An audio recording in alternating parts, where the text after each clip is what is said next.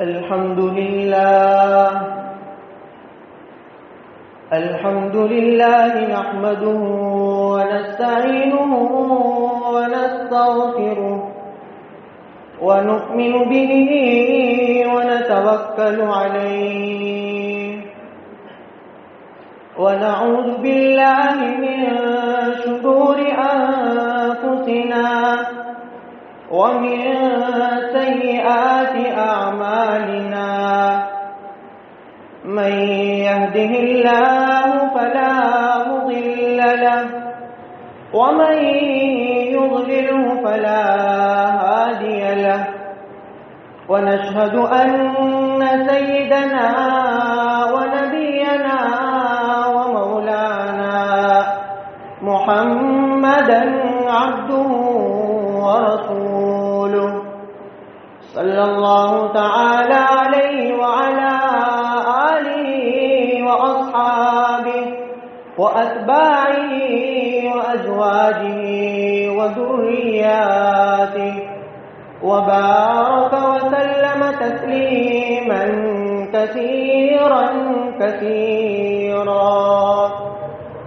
أما بعد فقد قال الله تبارك وتعالى في الكلام المجيد والفرقان الحميد: واتقوا الله الذي تساءلون به والأرحام إن الله كان عليكم رقيبا. وقال تعالى في موضع آخر: الذين ينقضون عهد الله من بعد ميثاقه ويقطعون ما أمر الله به أن يوصل ويفسدون في الأرض أولئك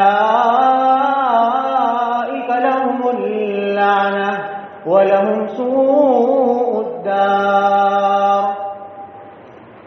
عن أبي هريرة رضي الله تعالى عنه قال: قال رسول الله صلى الله عليه وسلم: ثلاث من كن فيه حاسبه الله حسابا يسيرا وأدخله الله الجنة برحمته. قالوا: وما هي يا رسول الله؟ بأبي وأمي. قال: تصل من قطع وتعطي من أغبك، تصل من قطع وتعطي من حرمك وتعفو عن من ظلمك، فإذا فعلت ذلك يدخلك الله الجنة. عن عائشة رضي الله تعالى عنها قالت: قال رسول الله صلى الله عليه وسلم: الرحم معلقة بالعرش تقول: من وصلني وصله الله ومن قطعني قطعه الله. عن أنس رضي الله تعالى عنه قال: قال رسول الله صلى الله عليه وسلم: من أحب أن يبسط له في رزقه أو ينسأ له في أثره فليصل رحمه.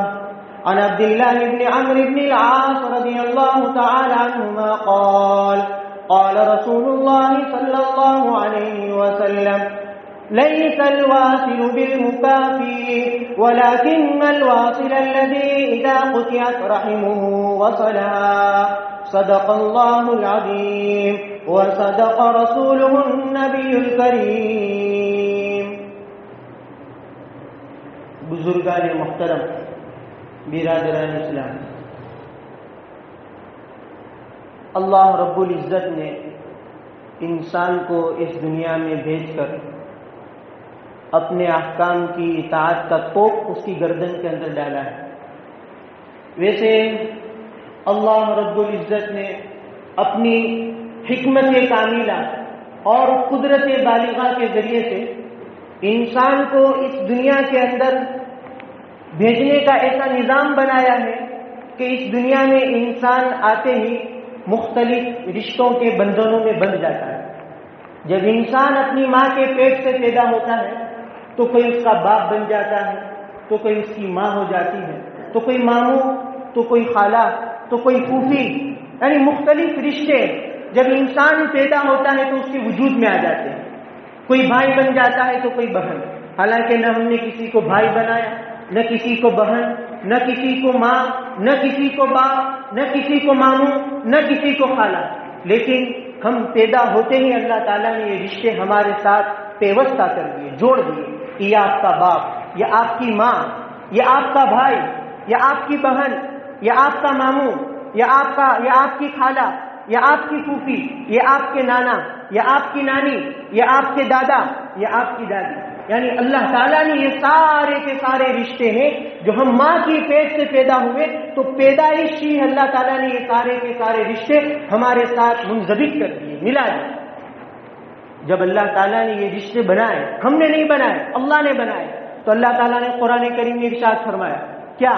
اللہ تعالیٰ قرآن کریم میں ارشاد فرماتے ہیں کہ وَاتَّقُوا اللَّهَ الَّذِي تَسَاءَلُونَ بِهِ وَالْأَرْحَامَ، کہ تم اس اللہ سے ڈرو کہ جس اللہ کے نام کا واسطہ دے کر تم آپس میں ایک دوسرے سے اپنے حقوق کا مطالبہ کرتے ہو، اور رشتہ داروں کے بارے میں تم اللہ تعالیٰ سے ڈرو۔ یعنی اللہ تعالیٰ قرآن کریم کی اس آیت میں یہ کہنا چاہتے ہیں کہ تم اس اللہ سے ڈرو کہ جس کے نام کا واسطہ دے کر تم ایک دوسرے سے اپنے حق کا مطالبہ کرتے ہو۔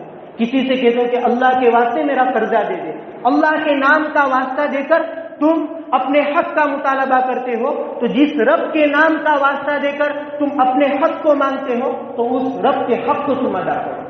اور پھر اللہ نے آگے ارشاد فرمایا کہ والارحام، کہ رشتہ داروں کے بارے میں تم اللہ سے ڈرو، ان کے حق کو ادا کرو، رشتہ داروں کے حق کو تم ضائع مت کرو۔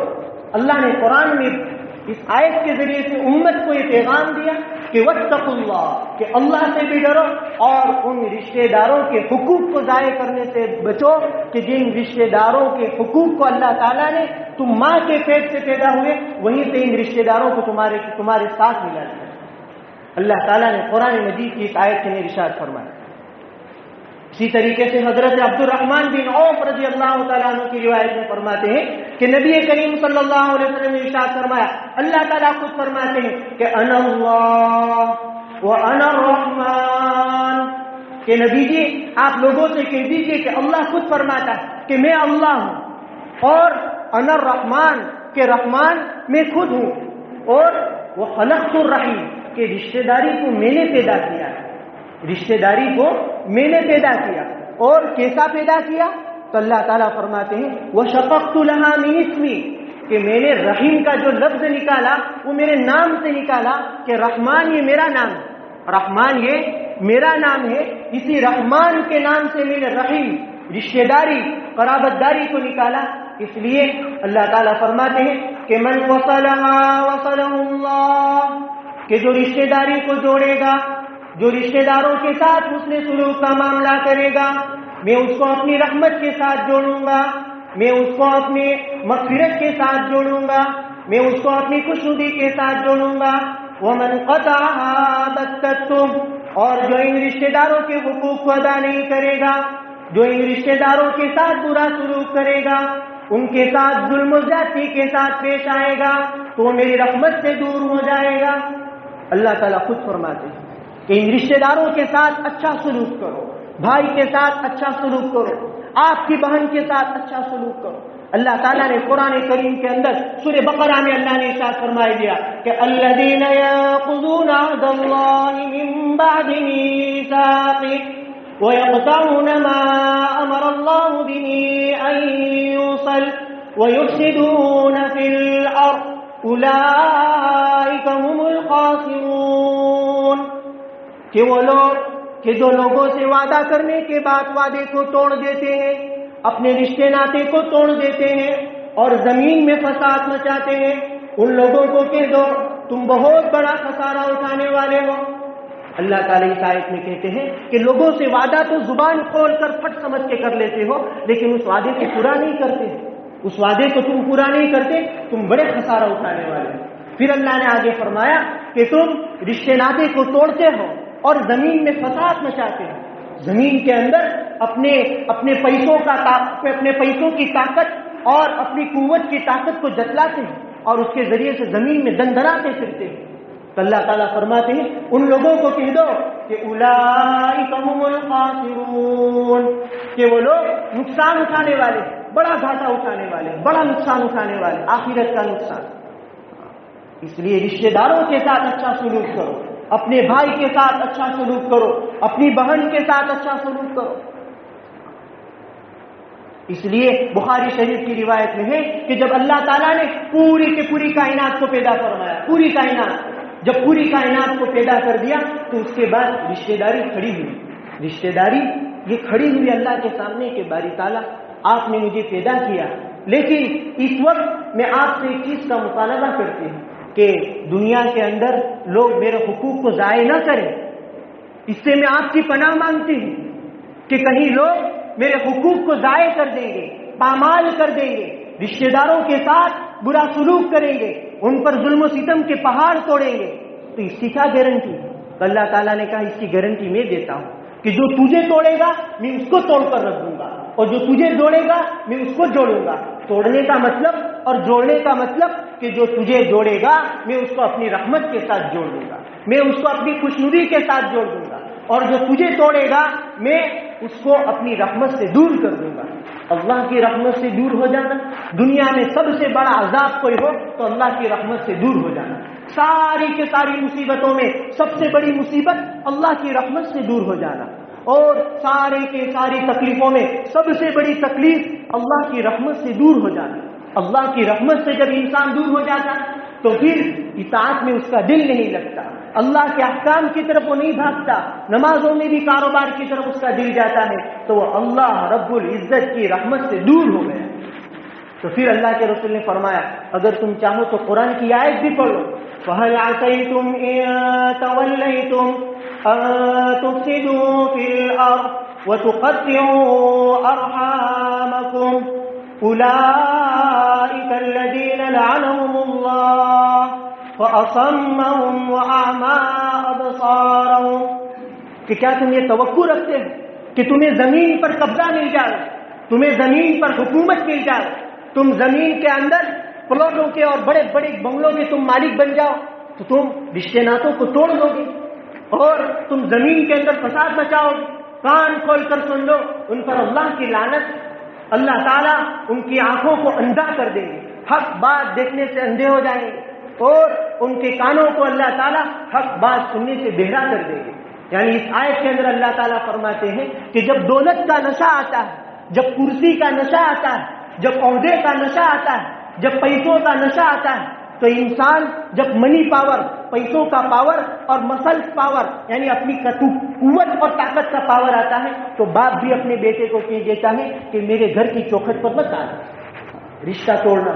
بھائی بھی بہن کو کہہ دیتا ہے میرے گھر کا رخ مت کرنا، بہن بھی بھائی کو کہہ دیتی ہے کہ میرے گھر کی طرف مت آنا، نواسا اپنے نانا کو بھی کہہ دے گا کہ میرے گھر کی طرف مت آنا۔ اللہ قرآن میں کہتے ہیں کہ یہ جب پیسوں کا نشہ، قوت کا نشہ، اپنی جائیداد اور پراپرٹی کا نشہ جب پیدا ہوتا ہے تو وہ لوگ سب سے رشتے توڑ دیتے ہیں، اپنے بھائی، غریب بھائی کی طرف توجہ بھی نہیں دیتے، غریب بہن کی طرف بھی توجہ نہیں، تیری کیا حیثیت میرے سامنے، میرے پاس تو پیسہ۔ اللہ کہتا ہے کہہ دو ان کو اولئک الذین لعنهم اللہ، کہ اللہ تجھ پر لعنت کرتے ہیں۔ دنیا والے تو لعنت کریں گے، تیری بہن بھی تجھ پر لعنت کرے، تیرا بھائی بھی تجھ پر لعنت کرے گا، سب تھوکیں گے، لیکن سب سے پہلے تیرا رب تجھ پر تھوکے گا کہ رشتے ناطے جو میں نے بنائے اس کو توڑتا، جب اس کو توڑے گا میں تیری کمر توڑ کر رکھ دوں گا۔ اسی لیے اللہ کے رسول صلی اللہ علیہ وسلم نے ارشاد فرمایا، بخاری کی روایت میں ہے، انس بن مالک فرماتے ہیں کہ من احب ان يبسط له في رزقه او ينسأ له في اثره فليصل رحمه، جو شخص یہ چاہتا ہو کہ اس کی روزی میں کشادگی ہو، اس کی روزی میں اللہ برکت دے، اس کی روزی کے اندر اللہ تعالیٰ خوب برکت دے، اور اس کی عمر میں بھی اللہ برکت دے، اس کی زندگی میں بھی اللہ برکت دے، تو رشتے ناطے کو نہ توڑے، اپنے بھائیوں کے ساتھ اچھا سلوک کرے، اپنی بہنوں کے ساتھ اچھا سلوک کریں. جب ہمارے مال کے اندر کمی آتی ہے، کاروبار ٹھنڈا پڑ جاتا ہے، تو پھر یہ سوچتے ہیں کسی نے جادو کر دیا، کسی نے یہ کر دیا، کسی نے یہ باندھ دیا، کسی نے کچھ نہیں کیا، تو نے خود اپنے ہاتھ کے ذریعے سے اپنے پیر پر کلہاڑی ماری. سب سے پہلے بنیاد ماں باپ ہی سے رشتہ توڑ دیتے ہیں. ماں باپ ہی سے جب ماں باپ سے رشتہ توڑ دیا تو پھر رزق کہاں سے آئے گا؟ وہ رزق آئے گا تو وہ رزق بیماریوں پر لگے گا، وہ مال آئے گا تو وہ مال مقدمات میں لگے گا، وہ مال آئے گا تو جیلوں کے پیچھے لگے گا، وہ مال آئے گا تو فضول خرچی میں لگے گا، وہ مال آئے گا تو بچے ناجائز طور پر حرام طریقے سے اس مال کو اللہ کی نافرمانی میں خرچ کرتے چلے جائیں گے. اللہ کے رسول نے ارشاد فرمایا کہ اگر تم چاہتے ہو کہ تمہاری زندگی میں بھی برکت، تمہاری عمر میں بھی اضافہ، تمہارے رزق میں بھی اضافہ، تمہیں خاتمہ بالخیر کی دولت سے بھی اللہ مالا مال فرمائے، تو فلیصل رحمہ، رشتہ داروں کے ساتھ اچھا سلوک کرو. تھوڑی سی تھوڑی بات پر اپنی بہن سے قطع تعلق کر دیتے ہیں، اپنے بھائی سے قطع تعلق کر دیتے ہیں. بھائی، بہن، نانا، نانی، یہ سب وہ رشتے دار ہیں جب ماں کے پیٹ سے پیدا ہوئے تو اللہ نے یہ رشتے بنائے. اللہ نے کہا کہ تیرا نانا، یہ تیری ماں، یہ تیرا باپ، یہ تیرا بھائی، یہ تیری بہن اور یہ تیرے بیٹے. یہ اللہ نے کہا. اللہ کہتے ہیں جب اس کو توڑو گے تو میں توڑ دوں گا. اسی لیے حضرت عائشہ صدیقہ کی روایت میں آتا ہے کہ یہ رشتہ داری اللہ کے عرش کے پائے کو پکڑ کر کہتی ہے کہ اللہ تعالیٰ میں دعا کرتی ہوں کہ من وصلنی وصلہ اللہ ومن قطعنی قطعہ اللہ. جو مجھے جوڑے گا میں اس کو جوڑوں گا، جو مجھے کاٹے گا میں اس کو کاٹ دوں گا. اسی لیے آج رزق کے اندر کمی کیوں آئی؟ کیونکہ بھائی کی طرف توجہ ہے. اسی لیے کسی شاعر نے کہا ہے کہ غریب کا کوئی رشتہ دار ہوتا ہے، اپنے غریب رشتہ دار ہوتا ہے، لیکن اس کے ساتھ ہم رشتہ ناتا بتلانے میں بھی ڈرتے ہیں، کیونکہ غریب ہے نا میرا بھائی، میری بہن غریب ہے تو یہ بھی اظہار نہیں کرتے تو میری بہن. لیکن امیر ہوتا ہے تو دور کی رشتہ داریاں بھی جتلاتا ہے، وہ میرا فلاں رشتہ دار، کیونکہ وہ مالدار اس لیے. اور یہ غریب بہن ہے تو کہتے ہیں اس کے سامنے، کسی کے سامنے اظہار بھی نہیں کرتے کہ یہ میری بہن.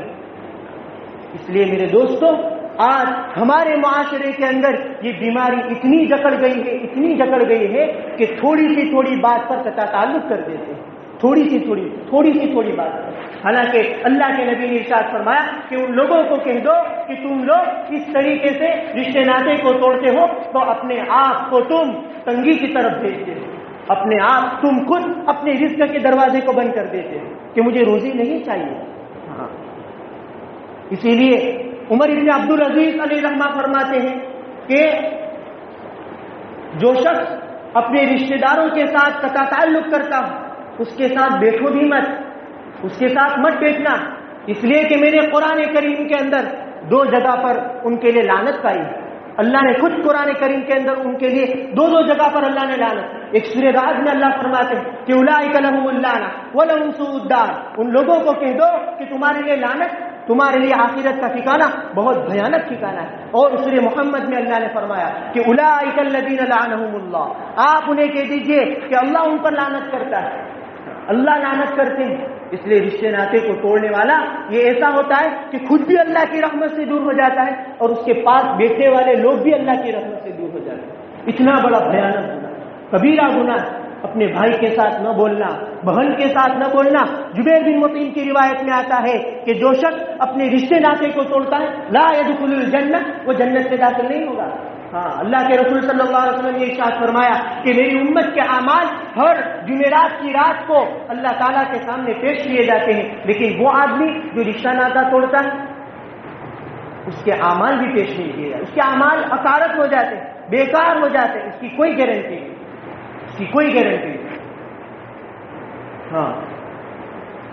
میرے دوستوں، یہ جو رشتہ داری ہے، آپس کا حسن سلوک، یہ بہت بڑی اللہ کی نعمت، بہت بڑی اللہ کی نعمت. اس کو ہم ختم نہ کریں، اس کو معمولی نہ سمجھیں. اسی لیے فقی ابو اللیث سمرقندی علیہ رحمہ نے ایک واقعہ لکھا. یہ لکھا کہ مکۃ المکرمہ کے اندر ایک خراسان کا رہنے والا ایک آدمی تھا، بڑا امانت دار تھا، بڑا دیانت دار تھا. بڑا امانت دار، بڑا متقی، بڑا پرہیزگار تھا. ایسا پرہیزگار کہ لوگ ان کے پاس اپنی امانتیں رکھوایا کرتے تھے کہ لوگ ہماری امانتیں رکھو، حفاظت کرو. آپ کو ہم امین سمجھتے ہیں، آپ کو ہم امانت دار سمجھتے ہیں. تو ایک شخص آیا اور اس خراسانی کو کہا کہ 10,000 اشرفیاں اس کو اپنے پاس رکھیے، 10,000 اشرفیوں کو اپنے پاس رکھیے. جب میں سفر سے آؤں تو میں آپ کے پاس لے لوں گا. ہاں، وہ شخص جو کہ اشرفیاں رکھنے والا تھا 10,000 اشرفیاں رکھ کر کے ہی چلے گیا. سفر سے واپس لوٹا تو دیکھتے ہیں کہ ہجوم ہے چاروں طرف. دیکھا کہ کیا ہوا، تو کہتے ہیں کہ وہ ایک خراسانی آدمی تھا مکہ میں رہنے والا، وہ مر گیا. دیکھا اچھا مر گیا تو یہ حیران اور پریشان ہو گیا اس کے مرنے پر نہیں، اس بات پر کہ میری 10,000 اشرفیوں کا کیا ہوگا. تو وہاں گیا، بیٹوں سے پوچھا کہ میری 10,000 اشرفیاں کہاں گئی. تو کہ ہمیں پتہ نہیں ہے آپ کی 10,000 اشرفیاں کا، ہمیں تو خود پتہ نہیں. اب یہ پریشان ہو گیا. عرب کے بڑے بڑے علماء وہاں ان کی جنازے کی نماز کے اندر شریک، بڑے بڑے علماء سب. تو ان کے پاس گیا کہ حضرت ہم نے تو 10,000 اشرفیاں ان کے پاس رکھوائی تھی اور اب تو وہ مر گیا ہے اور اس کے بیٹے بھی منع کرتے ہیں کہ ہمیں پتہ نہیں. ایک اچھا ایک کام کرو، جب رات کے 2:30 بج جائے یا آدھی رات گزر جائے تو تم مکۃ المکرمہ کے لیے ایک کنواں ہے جس کا نام ہے زمزم، وہاں جا کر تم آواز دینا. جس کے پاس تم نے اشرفیاں رکھی تھی اس کا نام پکار کر کہنا، اے فلاں بن فلاں، اے فلاں بن فلاں، میری اشرفیاں کہاں رکھی. آپ وہاں جانا، وہ آپ کو جواب دے دے گا. جب وہ خراسانی وہاں جاتا ہے اور وہاں جا کر جب وہ دیکھتا ہے اور آواز لگاتا ہے، اے فلاں بن فلاں، میری اشرفیاں کہاں گئی، اے فلاں بن فلاں، جواب ہی نہیں آتا. دوسرے دن گیا کوئی جواب نہیں، تیسرے دن گیا کوئی جواب نہیں. یہ پریشان ہو گیا کہ 10,000 اشرفیوں کا کیا ہوگا، جو کہ سونے کی بنی ہوئی تھی، اس کا کیا ہوگا. تو پھر معاملہ ایسا ہوا کہ جب عرب علماء کے پاس گیا تو انہوں نے کہا انا للہ و انا الیہ راجعون. ہمیں ایسا معلوم ہوتا ہے کہ اس کی روح یہ جنتی نہیں، ہم تو ایسا سمجھتے تھے کہ جنتی ہوگا. اس لیے آپ جائیے یمن کے اندر، یمن میں ایک کنواں ہے، وہاں جا کر آپ آواز لگائیے. اگر وہاں سے جواب دیتے تو سمجھ لیں کہ جہنمی ہے. وہاں گئی یمن کے اندر، یمن کے کنویں کے اندر وہ آدمی گیا اور وہاں جا کر پکارا، اے فلاں بن فلاں، میرے اشرفیوں کا کیا ہوا. تو اچانک اندر سے آواز آئی کہ ہاں تیری اشرفیاں میں نے اپنے فلاں مکان کے اندر چھپا کر رکھی ہے. مجھے میرے بیٹوں پر اطمینان نہیں تھا، مجھے یہ ڈر تھا کہ میرے مرنے کے بعد میرے بیٹے کہیں اشرفیاں اپنے باپ کی سمجھ کر کھا نہ جائے، اس لیے میں نے امانت کی حفاظت کے لیے فلاں گھر کے اندر اس کو دفن کر رکھا ہے. جاؤ میرے بیٹوں کے پاس، میرے بیٹے تم کو جگہ بتلائیں گے، وہاں سے وہ 10,000 اشرفیاں لے لینا. ٹھیک ہے اچھا. لیکن پوچھا کہ آپ یہاں کیوں، اس کنویں میں کیوں؟ آپ کو تو زمزم کے کنویں میں ہونا چاہیے، آپ یہاں کیوں؟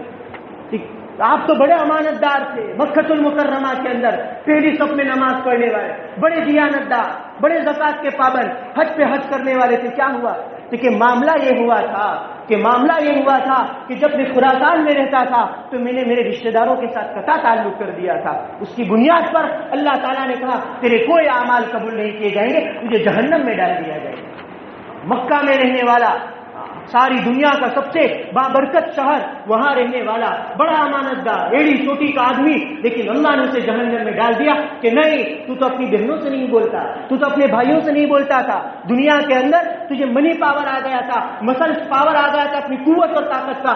آج جہنم میں جا، لا يدخل الجنت قاطع. جبیر بن مطعم کی روایت میں ہے کہ قطع تعلق کرنے والا یہ جنت میں داخل نہیں ہوگا، جنت میں جانے سے اسے روک دیا جائے. ہاں اگر آپ اپنی بہن سے قطع تعلق کرتے ہیں، اپنے بھائی سے قطع تعلق کرتے ہیں، اگر اللہ کے حق کی بنیاد پر کرتے ہیں تو جائز، اس میں کوئی حرج کی بات. لیکن یہ تو دنیا کے معاملے میں جھگڑتے ہیں کہ تو نے میرا ساتھ نہیں دیا، تو میرے وہاں شادی میں نہیں آیا، تو نے میری فلاں تقریب میں حاضری نہیں دی، تو نے میرا کہنا نہیں مانا، تو میرے ساتھ اچھا سلوک نہیں کرتا. اس طریقے سے آپس میں معاملے کو توڑ دیتے ہیں تو سمجھ لو کہ وہ لوگ جہنم میں جائیں گے. ہاں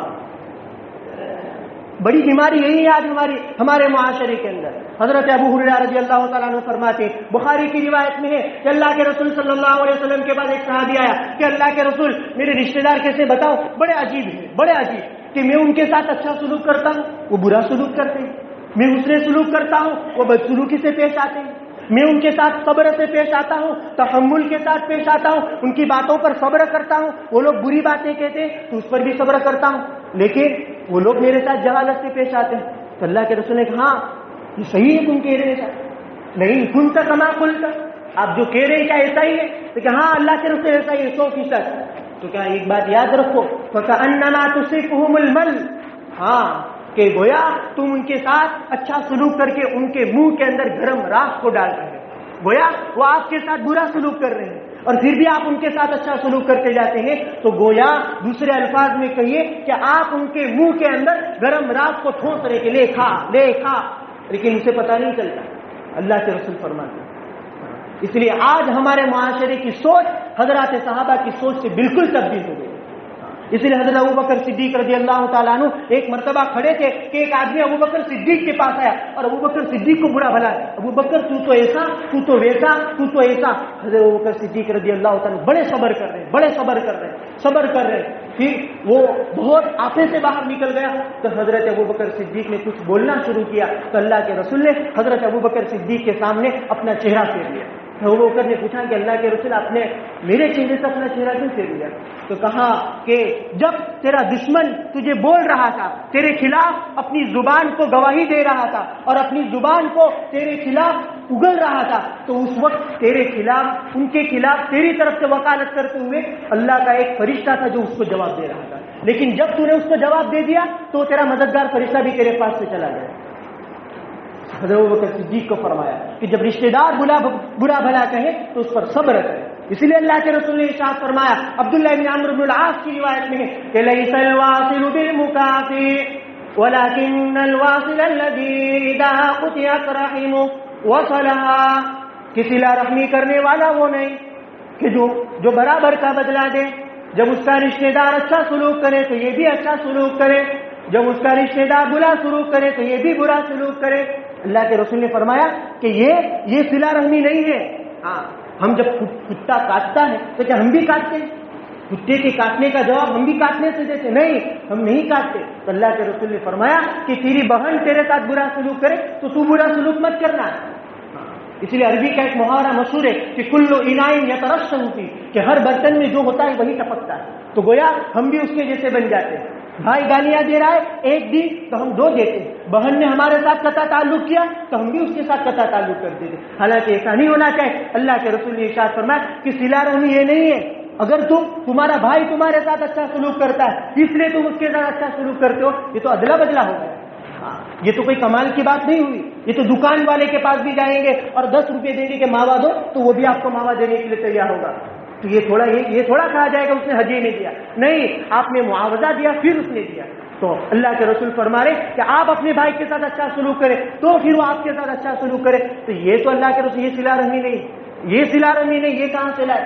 اس پر اللہ کی طرف سے کوئی اجر نہیں ملے گا. اصل تو صلہ رحمی یہ ہے کہ آپ کا بھائی آپ کے گھر ایک بڑا مالدار ہے، آپ کا بھائی، آپ غریب ہیں لیکن آپ کے گھر ایک پیسے کی کوئی چیز نہیں بیچتا، اس کے باوجود آپ اپنی حلال کمائی میں سے اپنے بھائی کے گھر کچھ کھانا بیچتے ہیں. تو یہ ہے اصل صلہ رحمی. آپ کا بھائی آپ کو وراثت سے محروم کر رہا ہے پھر بھی نہیں، میرا بھائی ہے، اللہ نے مجھے کہا ہے کہ رشتے کو جوڑو اس لیے میں جوڑ رہا ہوں. تو کہ یہ اصل صلہ رحمی، اس پر اللہ کی طرف سے اجر و ثواب ملے گا. عبداللہ ابن ابی اوفا رضی اللہ تعالیٰ عنہ فرماتے ہیں کہ ایک مرتبہ عرفہ کے میدان کے اندر اللہ کے رسول صلی اللہ علیہ وسلم کے ساتھ ہم سب کے سب بیٹھے ہوئے تھے. اکثر صحابہ رضوان اللہ تعالیٰ علیہم اجمعین اللہ کے رسول کے ارد گرد بیٹھے ہوئے سب. اچانک سے اللہ کے رسول نے کہا کہ اس مجمع میں سے ایک آدمی کھڑا ہو جائے، وہ جو کہ اپنے رشتہ داروں کے ساتھ برا سلوک کرتا. تو ایک آدمی کھڑا ہو گیا، کھڑے ہو کر دور گیا، بہت دور گیا، پھر وہاں سے واپس آیا. اللہ کے رسول نے کہا کہ یہ کیا بات ہوئی کہ تو یہاں سے اٹھا اور پھر واپس چلا آیا؟ تو کہ اللہ کے رسول، میری خالہ نے میرے ساتھ قطع تعلق کیا تھا. میں نے تو نہیں، میری خالہ نے میرے ساتھ برا سلوک کیا تھا، اس وجہ سے میں ان کے گھر جانا میں نے چھوڑ دیا تھا. تو آپ نے جیسے ہی مجھے کہا ویسے میں آپ کی مجلس سے کھڑا ہو کر فوراً میری خالہ کے گھر گیا اور میری خالہ سے کہا کہ حضور نے اپنی مجلس سے کھڑا کر دیا، اس لیے میں آپ سے معافی مانگتا ہوں، مجھے معاف کر دے. تو خالہ نے رو کر کہا کہ میں بھی تجھے معاف کر دوں، تو بھی مجھے معاف کر دے. پھر اللہ کے رسول کی خدمت میں آئے تو اللہ کے رسول نے کہا کہ بڑا اچھا کیا، بڑا اچھا معاملہ کیا. کیوں؟ اس لیے کہ جب تک تو اس مجلس میں موجود تھا اللہ کی رحمت اس مجلس سے ختم ہو گئی. اللہ کے رسول بیٹھے، حضرات صحابہ، پھر بھی اللہ کی رحمت کٹ گئی. تو فقی ابو اللیث سمرقندی نے لکھا جو لوگ اپنے بھائیوں سے، اپنی بہنوں سے، اپنے رشتہ داروں سے قطع تعلق کرتے ہیں وہ خود بھی اللہ کی رحمت سے دور ہو جاتے ہیں، وہ خود بھی اللہ کی رحمت سے دور ہو جاتے ہیں اور اس کے قریب بیٹھنے والے کو بھی اللہ کی رحمت سے دور کر دیتے ہیں۔ میرے دوستو، اگر کہیں بھی اپنا قطع تعلق ہوا ہو تو سمجھوتا کر لے، مان لے۔ ہاں، صلہ رحمی کا اعلیٰ درجہ تو یہ ہے کہ اپنی بہن غریب ہو تو اس کا دھیان رکھا جائے۔ پہلے آپ کی بہن، آپ صرف فقہا نے مسئلہ بھی لکھا ہے کہ اگر آپ زکوٰۃ نکالنے والے ہیں، آپ مثلا سمجھ لیجئے کہ ایک سال کے آپ 20,000 روپے زکوٰۃ نکالتے ہیں تو اس میں سے 10,000 روپے اپنی بہن کو دیجیے، اگر وہ زکوٰۃ کی مستحق ہو تو ان کو پہلے دیجیے، پھر دوسرے رشتہ داروں کو اور پھر دوسرے غربا کو تلاش کیجیے۔ پہلے آپ دیجیے تو اپنی بہن کو دیجیے، یا اپنے رشتہ داروں میں تلاش کیجیے کہ ایسے میرے کتنے رشتہ دار ہیں جو غریب ہے، جو فقیر ہے، جو مفلس ہے، جو نادار ہے، ان کو پہلے زکوٰۃ دیجیے، تو وہاں آپ کو زکوٰۃ کے دینے کا بھی ثواب ملے گا اور صلہ رحمی کا بھی ثواب ملے گا، ڈبل ثواب ملے گا، دوہرا ثواب ملے گا وہاں۔ اس لیے اللہ کے رسول نے ارشاد فرمایا کہ کبھی تم رشتہ مت توڑو۔ آج رشتے کو تو ایسا توڑ دیتے ہیں گویا ہاتھ میں کاغذ لیا اور توڑ دیا۔ اس لیے اللہ نے قرآن میں کہا کہ دولت کا نشہ، پیسوں کا نشہ جب آتا ہے تو بھائی کو بھائی نہیں سمجھتا، اپنی بہن کو کوئی بہن نہیں سمجھتا۔ میرے دوستو، تھوڑے بہت کڑوے بول برداشت کر لو، عزت اسی میں ہے، عزت اسی میں ہے کہ معاف کر دو، معاف کر دو۔ اسی لیے اللہ کے رسول صلی اللہ علیہ وسلم کی سب سے بڑی صحابزادی حضرت زینب رضی اللہ تعالی عنہا ایک وقت حضرت ابو العاص بن ربیع کے نکاح میں، ابو العاص بن ربیع کے نکاح میں تھی۔ جب سارے کے سارے صحابہ ہجرت کر کے مدینہ المنورہ چلے گئے تو وہاں حضرت زینب مکہ میں تھی۔ تو ایک مرتبہ ابو العاص بن ربیع نے کہا کہ زینب، آپ کو میں اختیار دیتا ہوں، آپ چاہو تو اپنے گھر چلے جاؤ مدینہ المنورہ، چاہو تو آپ میرے ساتھ رہو، کوئی حرج کی بات نہیں، آپ یہاں رہو یا وہاں رہو۔ تو حضرت زینب رضی اللہ تعالی عنہ نے کہا کہ اللہ کے رسول، میں یہ چاہتی ہوں کہ میں حضرت ابو العاص بن ربیع سے کہا کہ میں مدینہ المنورہ جانا چاہتی ہوں، کیونکہ میرے اکثر رشتہ دار وہاں ہیں، میرے نبی وہاں ہیں، میرے والد وہاں ہیں، اس لیے میں وہاں جانا چاہتا ہوں۔ اللہ کے تو حضرت ابو العاص بن ربیع نے کہا کوئی بات نہیں، آپ وہاں چلے جائیے۔ تو ابو العاص بن ربیع نے اپنے بھائی سے کہا کہ نانا، ان کو ذرا چھوڑ کر آؤ مدینہ المنورہ۔ حضرت زینب کو مدینہ المنورہ چھوڑنے کے لیے گئے اور وہاں سے اللہ کے رسول صلی اللہ علیہ وسلم نے حضرت صحابہ کو بھیجا کہ جاؤ مکہ سے تھوڑے فاصلے پر زینب کا انتظار کرو، وہ آئے تو اسے لے آؤ۔ ابو سفیان اس زمانے میں مسلمان نہیں ہوا تھا، کافر تھا۔ تو ابو سفیان نے کہا یہ کیسے ہو سکتا ہے کہ محمد کی بیٹی دین دہاڑے مکہ کو چھوڑ کر مدینہ جائے اور اس کے راستے کو کوئی نہ روکے؟ یہ کیسے ہو سکتا ہے؟ نہیں، محمد کی بیٹی کو نہیں جانے دیا جائے گا، اس کے راستے کو روکیں گے، اس کے راستے کو روکیں گے۔ تو حضرت زینب رضی اللہ تعالی عنہ اونٹنی پر سوار ہو کر جا رہی تھی کہ حبار بن الاسود جو حضرت زینب کے رشتہ دار لگ رہے تھے، وہ ایک صحابی بھی ہے لیکن بعد میں اسلام قبول کیا، وہ آئے اور انہوں نے حضرت زینب جس اونٹنی پر سوار کر رہی تھی اس اونٹنی کے پیر کے اندر انہوں نے نشانہ لگایا اور تیر مارنے گئے تو ویسے ہی وہ اونٹنی بدک گئی اور بھڑک گئی اور حضرت زینب کو اوپر سے نیچے پھینک دیا۔ اونٹ کتنا بڑا ہوتا ہے اور اوپر سے نیچے، وہ بھی عرب کی زمین، پتھریلی زمین پر گرنا، اور اس وقت حضرت زینب رضی اللہ تعالی عنہ پیٹ سے تھی، اس کے پیٹ میں بچہ تھا، جیسے ہی اونٹنی کے اوپر سے نیچے گری تو حضرت زینب رضی اللہ تعالی عنہ کا جو حمل تھا وہ بھی ساتھ ہی گر گیا، حمل ضائع ہو گیا اور حضرت زینب کو اتنی تکلیف ہوئی کہ آخرکار اسی زخم کی وجہ سے ان کی موت بھی ہوئی۔ جب اللہ کے رسول صلی اللہ علیہ وسلم کو پتا چلا، جب حضرت زینب مدینہ المنورہ آئی، اللہ کے رسول نے حضرت زینب کو کہا کہ زینب تجھے اس دین کی خاطر اتنی تکلیف دی گئی، اتنی تکلیف دی گئی کہ میری کسی اولاد کو اتنی تکلیف نہیں دی گئی۔ اللہ کے رسول کی آنکھوں سے آنسو جاری ہو گئے، اللہ کے رسول کی آنکھوں سے آنسو جاری ہو گئے کہ میری سب سے بڑی بیٹی حضرت زینب، جس کو اس دین کی خاطر برچھا مارا گیا اور جس کو اس دین کی خاطر اتنی تکلیف دی گئی، جو حبار بن الاسود تھا۔ لیکن میرے دوستو، جب مکہ فتح ہوا اور یہی حضرت زینب کا قاتل، حضرت زینب کے حمل کو ضائع کرنے والا آدمی جب مکہ فتح ہوا اور اعلان ہوا کہ انا فتحنا لک فتحا مبینا، کہ ہم آپ کو بڑی کھلی فتح عطا کرتے ہیں، تو حبار بن الاسود بھاگنے لگا کہ اب کہاں جاؤں، اب تو محمد مجھے قتل کر دے گا۔ کیوں؟ کہ اس کی بیٹی کو میں نے تکلیف پہنچائی تھی، اس کی بیٹی کا انتقال وہ اونٹنی کے اوپر سے نیچے گرنے کی وجہ سے ہوا، اس کی بیٹی کا حمل میری تکلیف کی وجہ سے ضائع ہوا، تو آج محمد تو مجھے نہیں چھوڑے گا۔ تو حضرت حبار بن الاسود جدہ کی طرف بھاگنے لگے، کہیں ادھر بھاگتے ہیں تو کہیں ادھر بھاگتے ہیں، تو اچانک ان کے دل میں حضور کی محبت آ جاتی ہے کہ نہیں، میں نے سنا ہے کہ محمد تو ایک آدمی جو معاف کرنے والا ہے، چلو آزماتا ہوں اس کو۔ محمد کے پاس گئے صلی اللہ علیہ وسلم، اللہ کے رسول کے پاس جا کر کہتے محمد معاف کر دے، میں جانتا ہوں کہ میری غلطی ہو گئی، تیری بیٹی کا حمل یہ میری وجہ سے ضائع ہوا ہے، لیکن محمد معاف کر دے۔ اللہ کے رسول نے کہا جا تجھے معاف کر دیا، جا تجھے معاف کر دیا۔ میرے دوستو، بیٹی کے قاتل کو اللہ کے رسول نے معاف کر دیا۔ یہاں رشتہ داروں کے اندر آپس کے اندر تھوڑی بہت تو میں ہو جاتی ہے، اناپ شناپ بک دیتے ہیں، ایران قرآن کی بات ہو جاتی ہے، اس پر سال ہر سال کی محبت پر پانی پھیر دیتے ہیں۔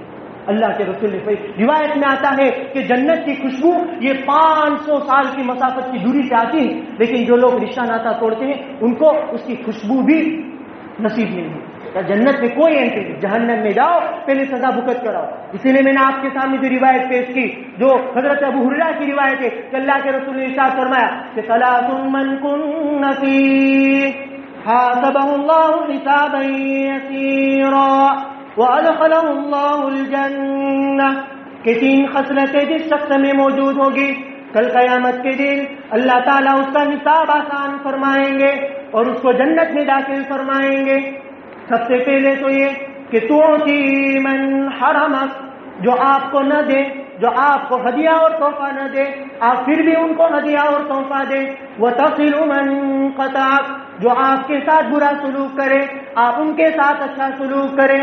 اور اللہ کے رسول نے آگے ارشاد فرمایا کہ جو وتعفو عن من ظلمک، جو آپ پر ظلم کرے لیکن آپ اس کے ظلم کا جواب ظلم سے نہ دے، آپ اس کے کانٹے کا جواب کانٹے سے نہ دے، آپ اس کے کانٹے کا جواب پھول سے دے۔ آپ کے ساتھ وہ ظلم کا معاملہ کرتا ہے تو آپ اس کے ساتھ عفو درگزر کا معاملہ کریں۔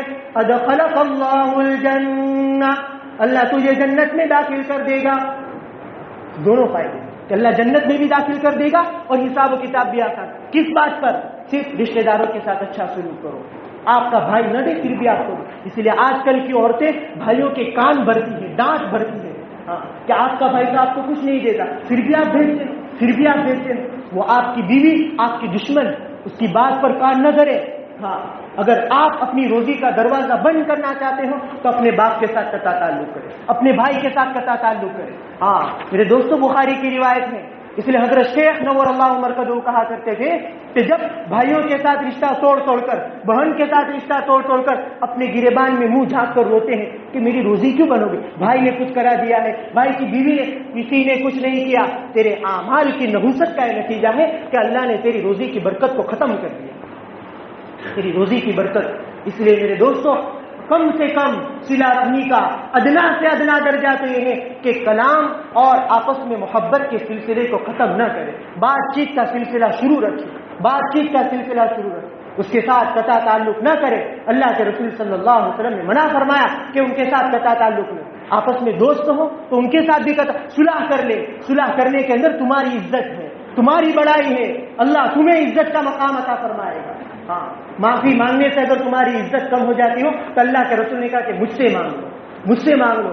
آج کل کیا آئین سمتھی، اس لیے فارسی میں کہتے ہیں کہ ہم چوں من دیگرے میں، کہ میرے جیسا تو کوئی نہیں، میں دنیا میں سب سے بڑا۔ اسی کا نتیجہ ہوتا ہے کہ ہم برداشت نہیں کر پاتے، نہیں جھک جائے۔ جو جھکتا ہے اللہ اس کو بلند کرتا ہے، جو بلند ہونے کی کوشش کرتا ہے اللہ اس کو جھکا دیتے ہیں۔